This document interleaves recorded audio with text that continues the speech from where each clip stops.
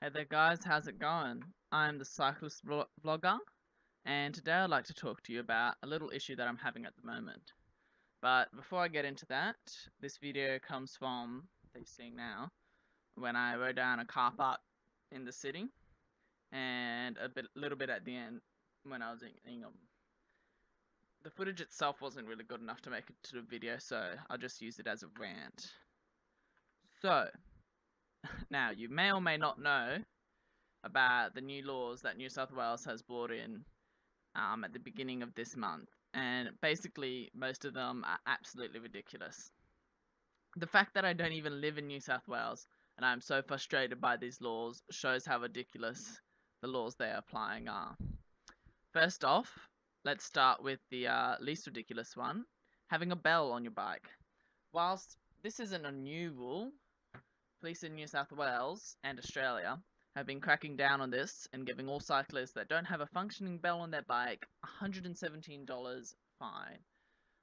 Now, this has been a law for quite a while and quite a ridiculous one, really.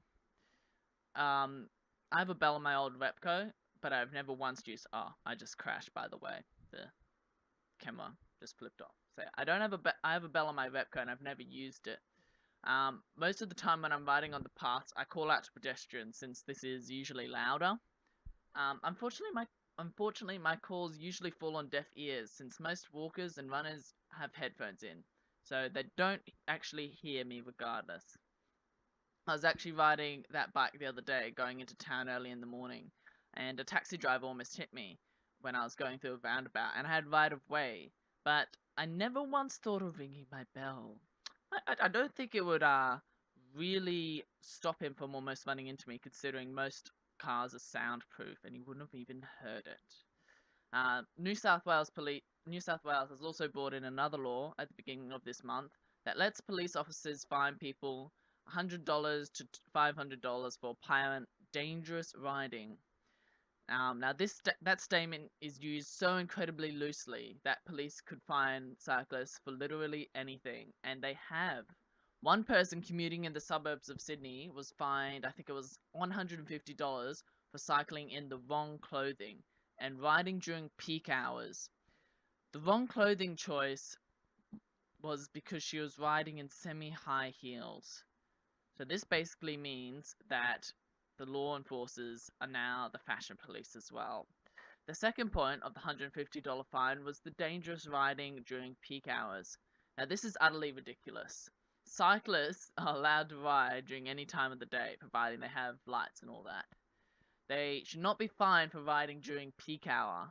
What did the New South Wales expect this person to do? Did they expect them just to like wait around for a little while and like all the traffic clear up? It's like, oh no, peak hours on, I can't ride home. It's just utterly ridiculous. I don't know where they're going to go with that.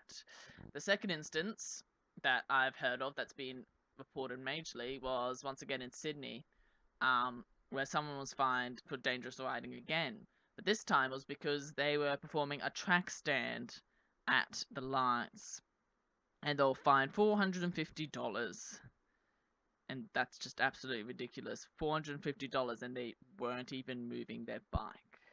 So I was discussing this with one of my cycling mates the other day, and he made it a really good point. The people that are giving out these fines most likely have no idea what it is like to ride a bike around a busy city.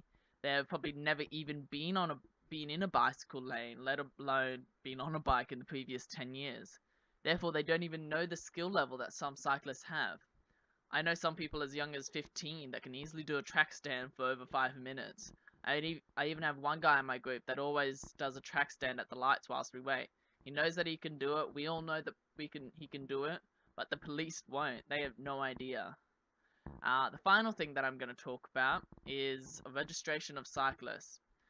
Therefore, everyone having an ID on the road. Now, whilst I'm not fully against this, the way that they're going about this is completely ridiculous. They haven't released a price for how much these licenses will be, but I don't think they'll be under $100. This means that everyone that cycles will have to carry this stupid ID. Most cyclists nowadays carry ID with them already, or have one of those health bracelets that have your blood type and all that on them. I carry my school ID at the moment, and it has come in handy a couple times when I've had like hypothermia and stuff like that. Maybe the New South Wales police should just make it that riders on the road have to carry some form of identification. Maybe they should make it that riders who are going to go something like 50 kilometers or something have to carry ID. This would exclude the everyday family riders that are just going to ride on the path and won't have to pay for this ridiculous ID. Oh, the New South Wales government is planning on rolling that out at the beginning of next year.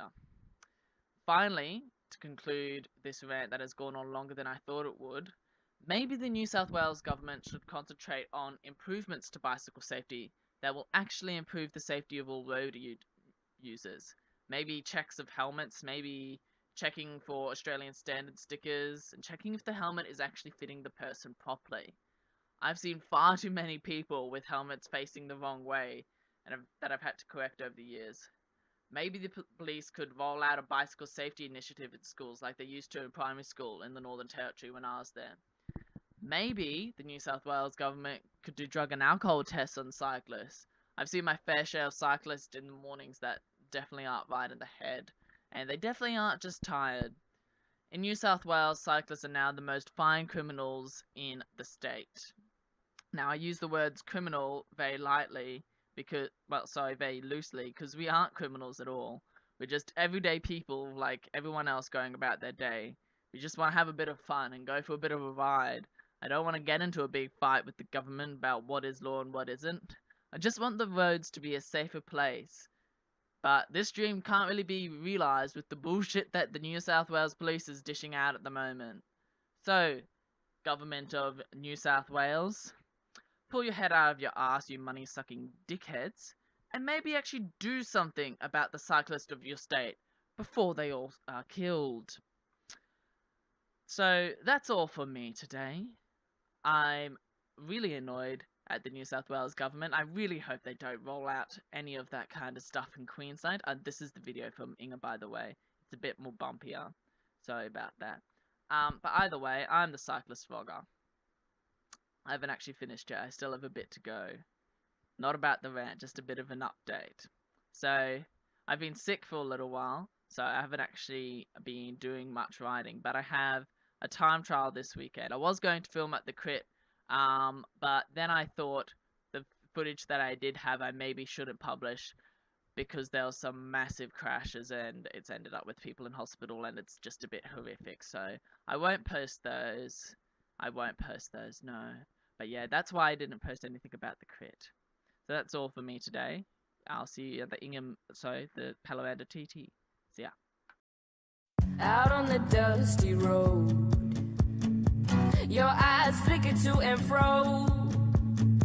My hair is caught in the breeze, and you reach out and touch my knee in the summertime. In the summertime, you are all mine. My heart is like a cigar. Breathe me in, can you smell the nicotine on my skin? My heart is on fire. And you, my love, you are my lighter. And the radio's playing our favorite song. It's the one where we know all the words to sing along. And my heart is beating to the sound of the drum as we're watching the orange-colored setting sun. In the summer, in the summertime. Our love